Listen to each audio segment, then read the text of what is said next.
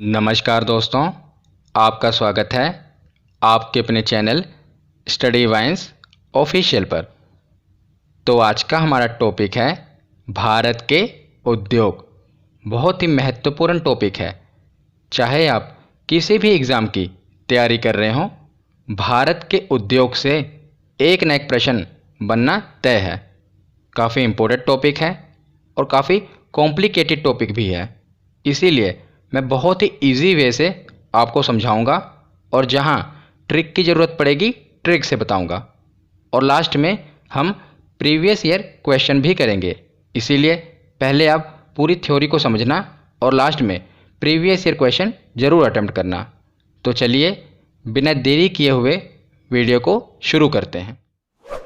तो चलिए वीडियो की शुरुआत करते हैं और सबसे पहले ये समझते हैं कि उद्योग कहते किसे हैं।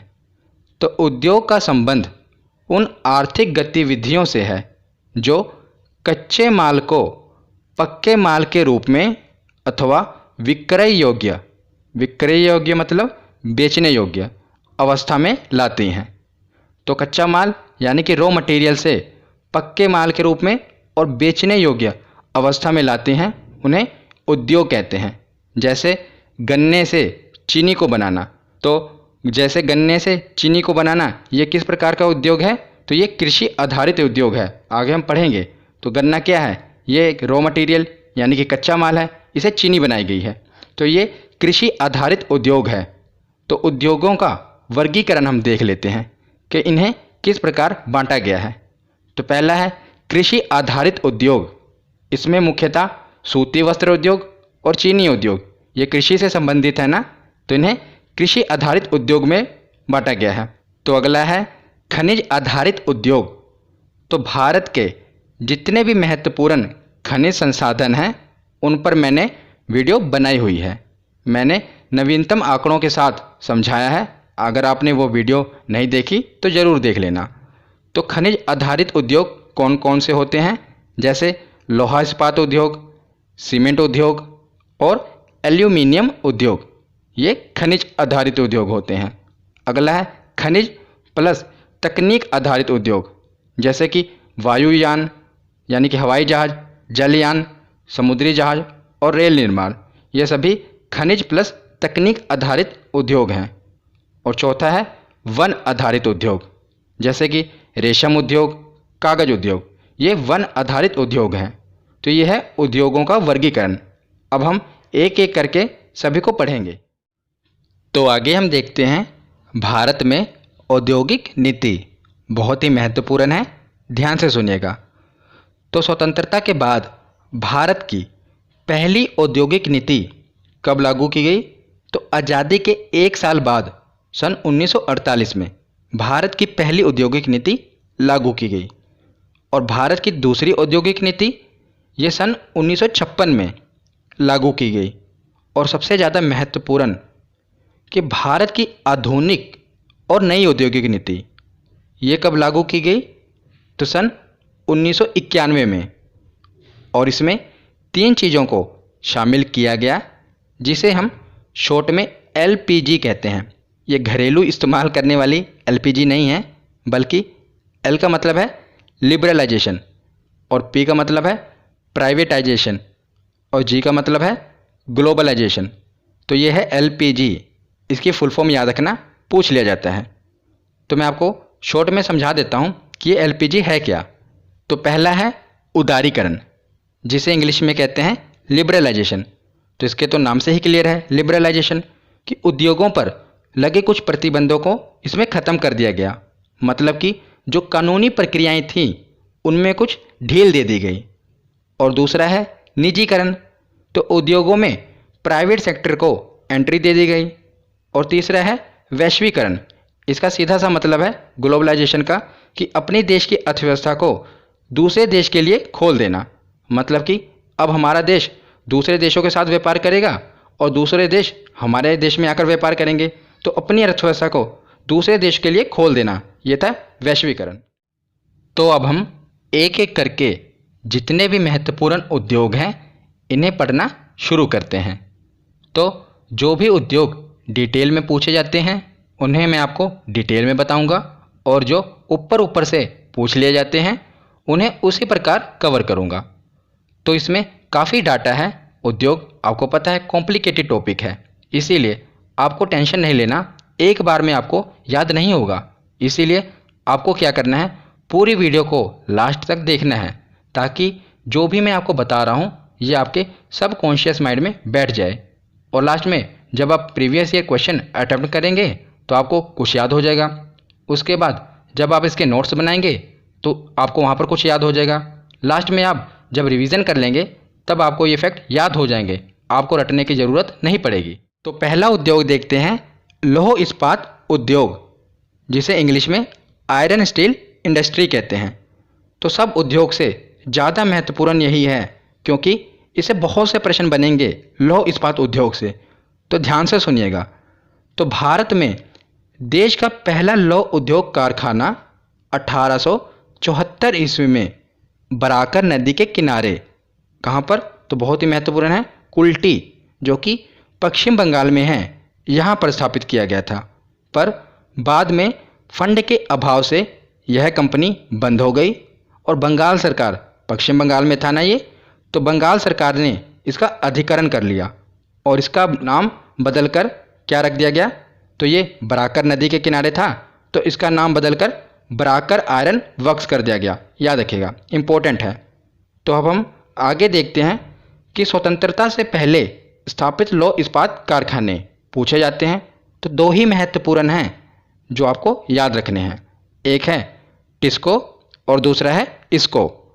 तो टिस्को की फुल फॉर्म है Tata iron and steel company. तो बड़े पैमाने पर देश का पहला कारखाना जो कि काफ़ी बड़े पैमाने पर लगा था, ये 1907 ईस्वी में जमशेदजी टाटा के द्वारा झारखंड के साक्षी नामक स्थान पर स्थापित किया गया था। तो झारखंड के साक्षी नामक स्थान पर, जिसे अब हम जमशेदपुर कहते हैं, तो यहाँ पर इसकी स्थापना की गई थी। तो सबसे ज़्यादा इम्पोर्टेंट इसमें यही है कि ये पूछा जाता है कि टिस्को की स्थापना कब की गई थी, तो सन 1907 ईस्वी में। तो ये इम्पोर्टेंट है। तो इसकी मैं आपको ट्रिक बताता हूँ। तो ये जो कारखाना है ये झारखंड में लगा था, जमशेदपुर में, झारखंड में। तो जब भी झारखंड आता है तो आपके दिमाग में एक खिलाड़ी याद आता होगा जो झारखंड के रांची में पैदा हुए थे, महेंद्र सिंह धोनी। तो उनका जर्सी नंबर कितना था, तो 7 था ना, उनका जर्सी नंबर 7। तो यह है, देखिए इससे आप इसे रिलेट करेंगे, 1907 इसके पीछे क्या है, 7। तो जब भी आपको ऑप्शन में आएगा 1905, 6, 7, 8 इसी प्रकार आएगा ना, तो आपको तुरंत क्लिक करेगा कि इसमें 7 आएगा, तो 1907 आप इसे टिक कर देंगे। तो ये इसकी ट्रिक है जिससे आप इसे रिलेट करके याद रख पाएंगे। तो टिस्को के बाद अब देखते हैं इसको, जिसकी फुल फॉर्म है Indian iron and steel company. तो इसकी स्थापना 1918 ईस्वी में पश्चिम बंगाल के हीरापुर नामक स्थान पर की गई। पर बाद में याद रखिएगा, कुल्टी, हीरापुर और बर्नपुर ये स्थित संयंत्रों को भी आगे चलकर इसी में यानी कि इसको में मिला दिया गया। तो ये 3 अलग अलग थे, कुल्टी जो ऊपर हमने पढ़ा, हीरापुर और बर्नपुर, पर इन तीनों संयंत्रों को बाद में आगे चलकर इसको में ही मिला दिया गया, तीनों यूनिट को याद रखिएगा, कुल्टी, हीरापुर और बर्नपुर। तो आज़ादी से पहले वाले जो लौह इस्पात कारखाने थे वो हमने पढ़ लिए। अब हम आज़ादी के बाद वाले जो लौह इस्पात कारखाने स्थापित हुए थे उन्हें पढ़ते हैं। तो ये स्लाइड बहुत ही महत्वपूर्ण है। इस स्लाइड से आपकी परीक्षा में एक न एक प्रश्न जरूर आएगा। मैं आपको बताऊंगा कि कौन सा प्रश्न बनता है और मैं आपको ट्रिक की सहायता से समझाऊंगा भी, पर पहले एक बार आप सुन लीजिए। तो 3 लौह इस्पात उद्योग हैं, भिलाई, दुर्गापुर और राउरकेला। इन तीनों की स्थापना दूसरी पंचवर्षीय योजना में की गई थी। तो जो भी पंचवर्षीय योजनाएं हैं इन पर मैंने वीडियो बनाई हुई है और बहुत ही ईजी वे से ट्रिक की सहायता से आपको समझाया है। अगर आपने वो वीडियो नहीं देखी तो देख लेना। तो भिलाई, दुर्गापुर और राउरकेला इन तीनों की स्थापना दूसरी पंचवर्षीय योजना में की गई थी। तो भिलाई लौह इस्पात उद्योग, इसकी स्थापना सन 1955 में की गई। उसके अगले ही वर्ष 1956 में दुर्गापुर की और 1959 में राउरकेला की। तो भिलाई की स्थापना कब की गई, 1955 में। हालांकि ये 1959 में इसमें उत्पादन शुरू हुआ पर स्थापना 1955 में ही कर दी गई। तो कहाँ पर है ये? छत्तीसगढ़ में। और दुर्गापुर पश्चिम बंगाल में, और राउरकेला ये उड़ीसा में है, आपको पता ही होगा। तो इसे प्रश्न क्या बनता है? इसे एक ही प्रश्न बनता है कि ऐसे पूछा जाएगा आपसे कि बताइए दुर्गापुर लौह इस्पात उद्योग इसकी स्थापना किस देश की सहायता के द्वारा की गई। मतलब कि ये पूछा जाएगा कि बताइए इस इस्पात उद्योग की स्थापना किस देश की सहायता के द्वारा की गई। तो हमें वो देश याद रखना है। तो पहला है भिलाई लौह इस्पात उद्योग, जिसकी स्थापना मतलब किसके सहायता से की गई? तो सोवियत संघ, जिसे हम रूस भी कह सकते हैं, क्योंकि आपको ऑप्शन में रूस भी दिया हो सकता है। तो सोवियत संघ आपको पता होगा ये 15 देश थे टोटल, पर बाद में ये आपस में बट गए। तो ये सब रूस से ही अलग हुए थे। सबसे बड़ा देश रूस था, और अभी भी क्षेत्रफल के हिसाब से देखा जाए तो रूस ही सबसे बड़ा देश है। तो इसीलिए हम इसे रूस कंसिडर कर लेते हैं, सोवियत संघ को। और दूसरा है दुर्गापुर, इसकी स्थापना ब्रिटेन के द्वारा की गई, उसकी सहायता के द्वारा, और राउरकेला की जर्मनी के द्वारा। तो मैं आपको ट्रिक बताता हूँ कि इसे याद कैसे करना है। पहले हम एक और देख लेते हैं, अगला भी बोकारो, तो उसके बाद मैं आपको ट्रिक बता दूंगा। तो बोकारो स्टील प्लांट ये तीसरी पंचवर्षीय योजना में इसकी स्थापना की गई 1964 में झारखंड में, और ये भी सोवियत संघ, कौन सा देश था? सोवियत संघ, यानी कि रूस। तो मैं अब आपको ट्रिक से बताता हूँ कि ये चारों ही महत्वपूर्ण हैं कि इन्हें याद कैसे करेंगे। तो पहला आप देखेंगे भिलाई और बोकारो, इनकी स्थापना एक ही देश के द्वारा, यानी कि सोवियत संघ, हम रूस पढ़ेंगे तो रूस के द्वारा इनकी स्थापना की गई थी, रूस की सहायता के द्वारा। तो इसे आप याद कैसे करेंगे? तो देखिए भिलाई को आप पढ़ेंगे भलाई, भिलाई भलाई लग रहा है ना एक ही तरह, और बोकारो को बेकार, बोकारो बेकार, इसे रिलेट करेंगे भलाई और बेकार से। तो रूस आपको पता है भारत का दोस्त है, जब भी भारत का बेकार समय आया रूस ने भारत के साथ भलाई ही की है। तो बेकार समय आया तो रूस ने भारत के साथ भलाई ही की है। जैसा कि आपको पता होगा जब भारत का पाकिस्तान के साथ 1971 में युद्ध हुआ, भारत का बेकार समय था उस समय भी, तब भी रूस ने भारत के साथ भलाई की, रूस ने भारत का साथ दिया था। तो भारत के बेकार समय में रूस ने भारत के साथ भलाई की है। तो इसे आप इसे रिलेट करके याद रख सकते हैं एक ट्रिक की तरह। तो अगला है दुर्गापुर लौह इस्पात उद्योग, जिसकी स्थापना ब्रिटेन की सहायता के द्वारा की गई थी। तो दुर्गापुर में है दुर्गा। तो माँ दुर्गा की जब भी आप मूर्ति देखते हैं तो माँ दुर्गा की मूर्ति में अक्सर आप देखते होंगे कि 10 हाथ दिखाई देते हैं, 10 हाथ दिखाए जाते हैं ना माँ दुर्गा की मूर्ति में। तो इसी से हम याद रखेंगे। देखिए दुर्गापुर में दुर्गा हम पढ़ेंगे, और ब्रिटेन के पीछे क्या है? 10, यानी कि 10 का मतलब 10। तो माँ दुर्गा के कितने हाथ होते हैं? 10 हाथ। तो इसे हम रिलेट करके पढ़ पाएंगे, हमें याद रहेगा, कभी भी आप भूलेंगे नहीं, ये इंपॉर्टेंट है इसलिए मैं आपको बता रहा हूँ। तो अगला है राउरकेला लौह इस्पात उद्योग, जिसकी स्थापना जर्मनी की सहायता के द्वारा की गई थी। तो राउरकेला के पीछे क्या है? केला, और जर्मनी के पीछे मनी। तो जब भी आप बाज़ार में केला लेने जाएंगे तो आपके जेब में मनी होना चाहिए ना, बिना मनी के आप केला ले पाएंगे बाज़ार से? नहीं ना। तो इसे आप रिलेट कर लेना ऐसे कि अगर हमें केला खरीदना है तो हमारे पास मनी होनी ज़रूरी है।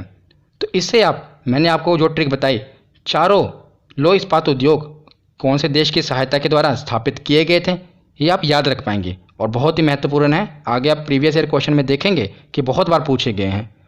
तो उसके बाद आपको 2 और याद रखने हैं, मतलब कि ये तो सबसे ज़्यादा इंपॉर्टेंट है, ये 2 अन्य हैं जो कभी हो सकता है पूछ लिए जाएँ, इसलिए याद रखिएगा। तो एक है सलेम स्टील प्लांट, बस यही पूछा जाएगा कि ये किस राज्य में है, तो याद रखिएगा तमिलनाडु। उससे अगला है विशाखापत्तनम स्टील प्लांट, ये महत्वपूर्ण है। विशाखापट्टनम कहाँ है? तो आंध्र प्रदेश में है। तो इसे तो आप याद रख ही पाएंगे। तो ये नहीं पूछा जाएगा कि ये कहाँ पर है, पूछा क्या जाएगा ये बताता हूँ कि ये भारत का पहला तटवर्ती इस्पात कारखाना है। विशाखापट्टनम वाला पहला तटवर्ती, समुद्री तट पे है ना, तो पहला तटवर्ती इस्पात कारखाना कौन सा होगा? तो विशाखापत्तनम। तो लौह इस्पात उद्योग के बाद अब हम देखते हैं सूती वस्त्र उद्योग, जिसे इंग्लिश में कहते हैं कॉटन टेक्सटाइल इंडस्ट्री। तो आधुनिक ढंग से सूती वस्त्र की पहली मिल की स्थापना सन 1818 ईस्वी में कोलकाता, ये महत्वपूर्ण है, कहाँ पर? कोलकाता। तो कोलकाता के समीप फोर्ट गलोस्टर में की गई थी, परंतु यह असफल रही थी। आपको इतना याद रखना है कि कोलकाता में पहली मिल लगी थी पर यह असफल रही थी। तो सबसे पहला सफल आधुनिक सूती कपड़ा कारखाना 1854 में मुंबई में कवासजी डावर द्वारा खोला गया था। किसके द्वारा? कवासजी डावर द्वारा। तो कहाँ पर? तो मुंबई में खोला गया था 1854 में। तो इसमें आपको याद क्या क्या रखना है? तो कोलकाता में पहले खोला गया पर यह असफल रहा। उसके बाद मुंबई में 1854 में कवासजी डावर द्वारा खोला गया। तो आगे ये सभी बहुत ही महत्वपूर्ण हैं, डायरेक्ट बहुत बार पूछे गए हैं, सीधा ही वन लाइनर पूछ लिए जाते हैं।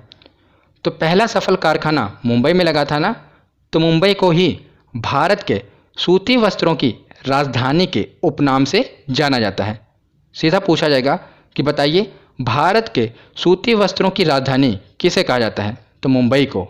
आगे है कि कानपुर को उत्तर भारत का मैनचेस्टर कहा जाता है। तो कानपुर में बहुत सी कपड़ा मिले हैं, उत्तर भारत में है भी ये। तो उत्तर भारत का, उत्तर प्रदेश में है ना, तो उत्तर भारत का मैनचेस्टर कानपुर को कहा जाता है। और दक्षिण भारत का मैनचेस्टर, ये दोनों अलग अलग हैं।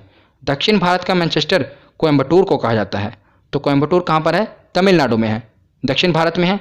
तो दक्षिण भारत का मैनचेस्टर कोयम्बटूर को और उत्तर भारत का मैनचेस्टर कानपुर को। और उसके बाद में है कि अहमदाबाद को भारत का बोस्टन कहा जाता है। इसे भारत का बोस्टन या पूर्व का बोस्टन भी कहा जाता है अहमदाबाद को। याद रखिएगा, ये सभी डायरेक्ट वन लाइनर क्वेश्चन पूछ ले जाते हैं। तो आगे है जूट उद्योग, जिसे जूट इंडस्ट्री कहते हैं। तो ये भी बहुत ही महत्वपूर्ण है, ध्यान से सुनिएगा। तो सोने का रेशा यानी कि गोल्डन फाइबर के नाम से मशहूर जूट, तो जूट को ही सोने का रेशा कहते हैं। तो सोने के रेशा के नाम से मशहूर जूट के रेशों से सामानों का निर्माण करने में भारत का विश्व में पहला स्थान है। याद रखिएगा, भारत का विश्व में पहला स्थान है।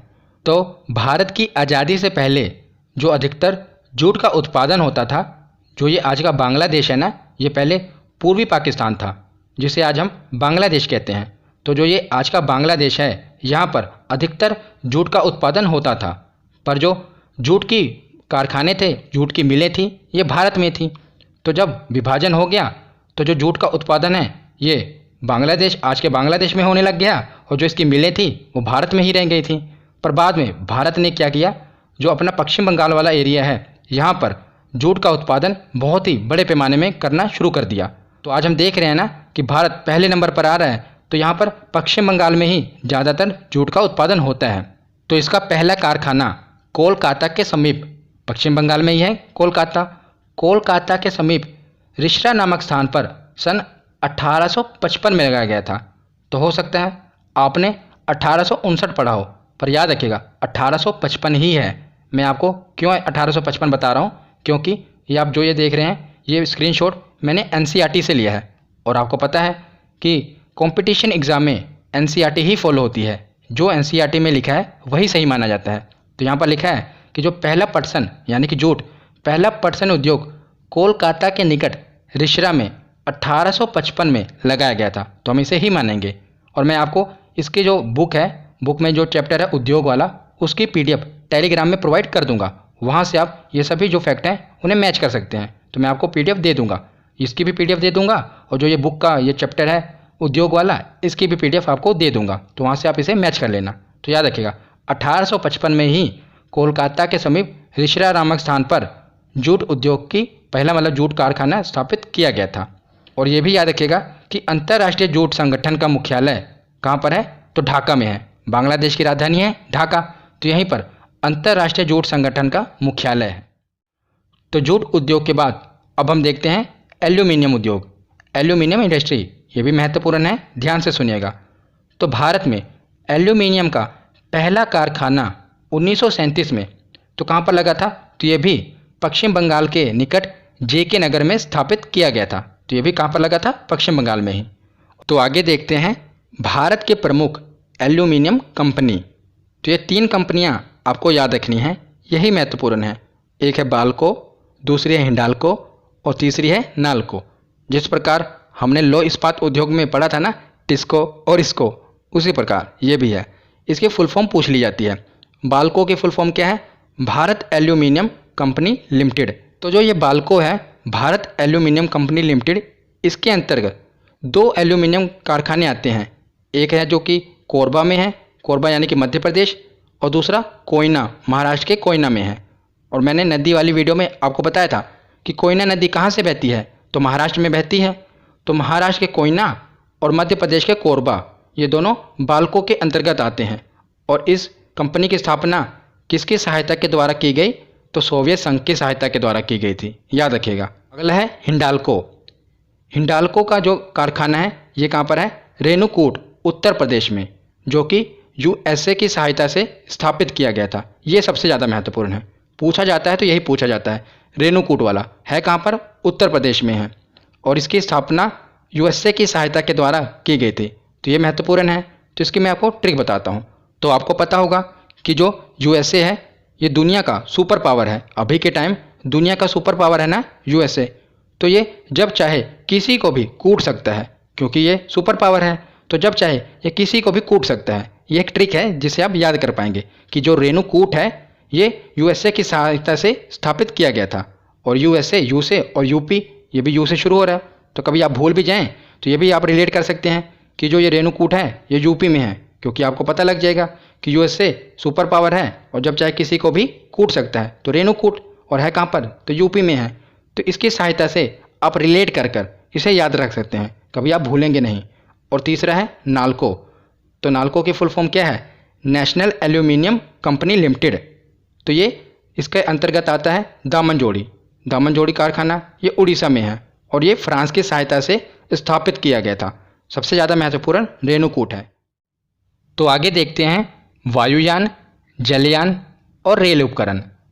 तो जो हमें डिटेल में पढ़ना था वो हमने पढ़ लिया, अब हम इन्हें देखते हैं। तो पहला है वायुयान निर्माण उद्योग। तो ये वायुयान मतलब कि हवाई जहाज़। तो देश में वायुयान निर्माण का प्रथम कारखाना 1940 में बंगलुरु में हिंदुस्तान एयरक्राफ्ट कंपनी के नाम से स्थापित किया गया था। किस नाम से, हिंदुस्तान एयरक्राफ्ट कंपनी। पर इस समय इसे हिंदुस्तान एरोनॉटिक्स लिमिटेड के नाम से जाना जाता है। इसी को क्या कहा जाता है, हिंदुस्तान एरोनॉटिक्स लिमिटेड, HAL। तो इतना ही याद रखना है आपको। तो वायुयान के बाद है जलयान निर्माण उद्योग। तो वायुयान की स्थापना 1940 में की गई थी। उसी के एक साल बाद जलयान निर्माण उद्योग की स्थापना की गई। जलयान यानी कि समुद्री जहाज। तो पहला कारखाना एक साल बाद, वायुयान के स्थापना के एक साल बाद 1941 में सिंधिया स्ट्रीम नेविगेशन कंपनी के द्वारा विशाखापट्टनम में की गई थी। पर बाद में भारत सरकार ने इसका अधिग्रहण कर लिया। आज़ादी के पहले इसकी स्थापना की गई थी, बाद में भारत सरकार द्वारा इसका अधिग्रहण करके इसका नाम बदल कर रख दिया गया हिंदुस्तान शिपयार्ड विशाखापट्टनम। क्या नाम रख दिया गया, हिंदुस्तान शिपयार्ड विशाखापट्टनम। तो आगे है रेल उपकरण उद्योग। तो इसमें ये पूछा जाता है कि बताइए रेलवे के कोच कहाँ बनते हैं, इंजन कहाँ बनता है, तो ये हमें पता होना चाहिए। तो पहला है पहिए और एक्सल। तो रेलवे के पहिए और एक्सल बेंगलोर में बनते हैं। दूसरा है विद्युत इंजन। तो विद्युत इंजन कहाँ पर बनते हैं, चितरंजन में।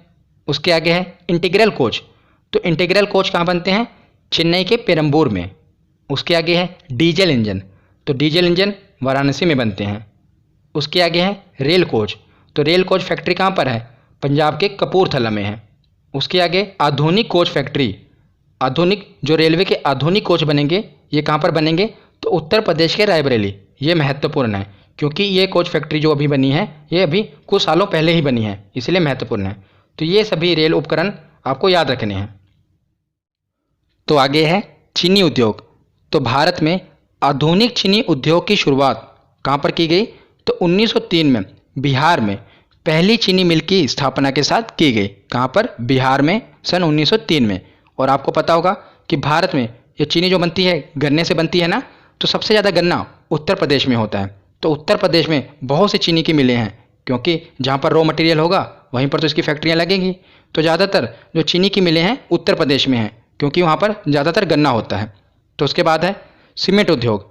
तो भारत में आधुनिक ढंग से सीमेंट बनाने का कारखाना 1904 में, चीनी उद्योग 1903 में लगा, उसी के एक साल बाद सीमेंट उद्योग लगा।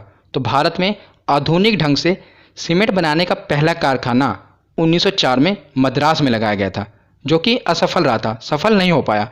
तो उसके बाद मद्रास के कारखाने के बाद 1912-13 की अवधि में इंडियन सीमेंट कंपनी लिमिटेड द्वारा गुजरात के पोरबंदर, गुजरात में पोरबंदर है ना, तो गुजरात के पोरबंदर नामक स्थान पर कारखाने की स्थापना की गई, जिसमें 1914 से उत्पादन प्रारंभ हुआ। तो आपको इतना कुछ याद नहीं रखना, आपको बस ये याद रखना है कि जो पहला कारखाना लगा था ये मद्रास में लगाया गया था, जो कि असफल रहा था, पर लगाया कहाँ गया था? मद्रास में, 1904 में, चीनी उद्योग के 1 साल बाद। तो अगला है रासायनिक उर्वरक उद्योग, जिसे इंग्लिश में कहते हैं केमिकल फर्टिलाइजर इंडस्ट्री। तो भारत में उर्वरक का यानी कि खाद का पहला कारखाना 1906 में तमिलनाडु के रानीपेट नामक स्थान पर स्थापित किया गया था। तो ये महत्वपूर्ण है, ये पूछा जाता है कि बताइए भारत में उर्वरक का पहला कारखाना कहाँ पर स्थापित किया गया था? तो रानीपेट में किया गया था, तमिलनाडु के रानीपेट में। तो ये महत्वपूर्ण है। तो मैं आपको इसकी ट्रिक बताता हूँ कि इसे याद कैसे करना है। देखिए, उर्वरक का इस्तेमाल क्यों किया जाता है? ताकि जो फसल यानी कि अनाज की पैदावार को बढ़ाया जा सके, और अनाज हम अपना पेट भरने के लिए खाते हैं ना अनाज को। तो रानी के पीछे क्या है? पेट। इसे आप लिंक करना कि जो खाद है इसका इस्तेमाल किया जाता है फसलों की पैदावार को बढ़ाने के लिए। तो फसलों से हमें अनाज मिलेगा और अनाज से हम अपना पेट भरेंगे। तो इसी से हम लिंक करके इसे याद रख पाएंगे। तो इसके साथ ये भी याद रखना कि भारत में प्रति हेक्टेयर उर्वरक खपत में पंजाब पहले स्थान पर आता है। मतलब कि सबसे ज़्यादा जो उर्वरक की खपत है प्रति हेक्टेयर के हिसाब से पंजाब पहले नंबर पे आता है, सबसे ज़्यादा खपत करता है। और पंजाब के साथ हरियाणा भी है, पर नंबर 1 पर पंजाब आता है, याद रखिएगा। तो अब आगे है चमड़ा उद्योग और रेशम उद्योग। ये 2 ही महत्वपूर्ण उद्योग हैं। इसके बाद हम प्रीवियस ईयर क्वेश्चन करेंगे। तो चमड़ा उद्योग यानी कि लेदर इंडस्ट्री। तो भारत में चमड़ा उद्योग के प्रमुख केंद्र हैं कानपुर, आगरा, मुंबई, कोलकाता, पटना तथा बेंगलुरु। ये चमड़ा उद्योग के प्रमुख केंद्र हैं। पर आपको याद क्या करना है? तो आपको कानपुर याद रखना है कि कानपुर जो है ये चमड़ा उद्योग का सबसे बड़ा केंद्र है। तो चमड़ा उद्योग के लिए पूरे भारत में कानपुर फेमस है, इसीलिए जब भी प्रश्न पूछा जाएगा तो कानपुर से ही रिलेटेड पूछा जाएगा। इसीलिए याद रखिएगा कि कानपुर चमड़ा उद्योग का सबसे बड़ा केंद्र है और यह जूते बनाने के लिए प्रसिद्ध है। तो चमड़ा उद्योग के बाद अब हम देखते हैं रेशम उद्योग। तो भारत चीन के बाद प्राकृतिक रेशम का दूसरा सबसे बड़ा उत्पादक देश है। पहले नंबर पर आता है चीन, दूसरे नंबर पर आता है भारत। और प्राकृतिक रेशम की सभी 4 किस्मों का उत्पादन करने वाला भारत एकमात्र देश है। याद रखिएगा कि जो रेशम की 4 किस्में होती हैं और इन चारों किस्मों का उत्पादन करने वाला भारत एकमात्र देश है। चीन भी चारों किस्मों का उत्पादन नहीं करता, ये भारत करता है। ये चारों किस्में कौन कौन सी हैं? शहतूती, एरी, तसर और मूंगा। ये चारों किस्मों का उत्पादन भारत करता है। और याद रखिएगा कर्नाटक देश का 41% से अधिक कच्चा रेशम उत्पादन करता है। तो पूरे देश में सबसे ज़्यादा कर्नाटक किसका उत्पादन करता है? 41% से भी अधिक। तो यहाँ पर हमारा थ्योरी सेक्शन कंप्लीट होता है। अब हम प्रीवियस ईयर क्वेश्चन देखते हैं। तो पहला प्रश्न है, आधुनिक लौह इस्पात उद्योग का वास्तविक प्रारंभ किस स्थान पर स्थापित कारखाने के साथ हुआ? तो इसका सही जवाब है ऑप्शन ए, कुल्टी, जो कि पश्चिम बंगाल में है। अगला प्रश्न है, तट आधारित इस्पात संयंत्र कहाँ स्थित है? तो हमने पढ़ा था कि भारत का पहला तटवर्ती कौन सा था इस्पात संयंत्र? तो ये विशाखापट्टनम था। तो तट आधारित पूछा ना इन्होंने, तो ये विशाखापट्टनम होगा। अगला प्रश्न है कि दुर्गापुर लौह इस्पात संयंत्र किस देश के सहयोग से स्थापित किया गया था? हमने ट्रिक पढ़ी थी कि माँ दुर्गा के हम 10 हाथ देखते हैं ना मूर्ति में, तो 10 हाथ, तो 10, तो ये होगा ब्रिटेन। तो अगला प्रश्न है, राउरकेला इस्पात संयंत्र की स्थापना हुई थी। तो इसे हमने ट्रिक से पढ़ा था। इसके पीछे क्या है? केला। तो जब हम बाज़ार में केला लेने जाएंगे तो हमारी जेब में मनी होनी चाहिए ना, तो जर्मनी, ऑप्शन डी इसका सही जवाब होगा। अगला प्रश्न है कि भिलाई संयंत्र किसकी मदद से स्थापित किया गया था? तो इसका सही जवाब क्या होगा? हमने पढ़ा था ट्रिक की सहायता से कि रूस भारत के बेकार समय में भारत की भलाई करता है। तो बेकार से बोकारो और भलाई से भिलाई। तो इसका सही जवाब होगा ऑप्शन सी, रूस। अगला प्रश्न है कि भारत में प्रथम कपास मिल सूती वस्त्र उद्योग की स्थापना किस शहर में हुई थी? तो पहले इसकी स्थापना किस शहर में हुई थी? तो कोलकाता में हुई थी, हमने पढ़ा था। तो अगला प्रश्न है कि दक्षिण भारत का मैनचेस्टर है, तो इसका सही जवाब होगा ऑप्शन ए कोयम्बटूर। अगर ये उत्तर भारत का पूछा होता तो कानपुर। अगला प्रश्न है कि भारतीय जूट उद्योग के लिए प्रमुख प्रतिद्वंदी कौन है? तो भारतीय जूट उद्योग का मतलब कि कौन सा देश कॉम्पिटिटर है? तो इसका सही जवाब क्या होगा? बांग्लादेश। मैंने आपको बताया था ना कि जब भारत से पूर्वी पाकिस्तान, जिसे हम आज बांग्लादेश कहते हैं, अलग नहीं हुआ था, उस समय जो अधिकतर जूट उत्पादन होता था वो बांग्लादेश, आज के बांग्लादेश में ही होता था। अभी भी हो ही रहा है, तो भारत का कॉम्पिटिटर है जूट के मामले में बांग्लादेश। तो अगला प्रश्न है कि भारत में रासायनिक उर्वरकों के दो बड़े उपभोक्ता हैं, तो यह है पंजाब और हरियाणा। नंबर 1 पर कौन है? तो पंजाब है। तो अगला प्रश्न है कि झारखंड में Tata iron and steel company TISCO की स्थापना कब हुई थी? तो मैंने आपको ट्रिक की सहायता से बताया था, महेंद्र सिंह धोनी का जर्सी नंबर 7। तो इसका सही जवाब क्या है? 1907। अगला प्रश्न है, इसमें हम 4 प्रश्नों को एक साथ देख लेंगे। सूची 1 को सूची 2 से सुमेलित कीजिए। पहला है पूर्व का बोस्टन किसे कहा जाता है? तो किसे कहा जाता है? अहमदाबाद को। सूती वस्त्रों की राजधानी किसे कहते हैं? मुंबई को। उत्तर भारत का मैनचेस्टर कानपुर को, और दक्षिण भारत का मैनचेस्टर कोयम्बटूर को। तो आज की हमारी वीडियो यहीं पर ख़त्म होती है। कैसी लगी ये वीडियो कमेंट सेक्शन में ज़रूर बताना। धन्यवाद।